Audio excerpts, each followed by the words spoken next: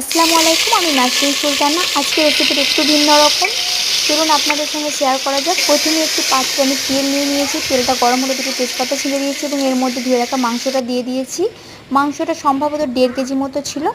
আমি এখানে 3 চামচ মতো আদা রসুনের পেস্ট দিয়েছি এবং ছোটো চা চামচের 1 চামচ করে জিরে, ধনে, লঙ্কা গুঁড়ি, হলুদ গুঁড়ি দিয়েছি এবং পরিমাণ মতো নুন দিয়ে মাংসটা খুব ভালো করে ম্যারিনেট করে নিতে হবে।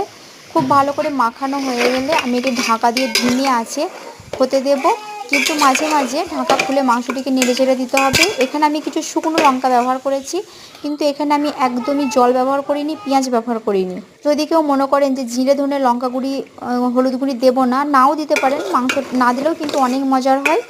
দেখুন মাংসটা কত সাদা মাটা হয়েছে, কিন্তু অনেক মজা হয় খেতে। দেখুন মনে হচ্ছে যেন বগুড়িদের মাংস। আমি না খেলে সত্যিই বুঝতে পারতাম না যে মশলা ছাড়াও মাংস এত মজার হয়। ধন্যবাদ আমার ভিডিওটি দেখার জন্য। আল্লাহ হাফেজ।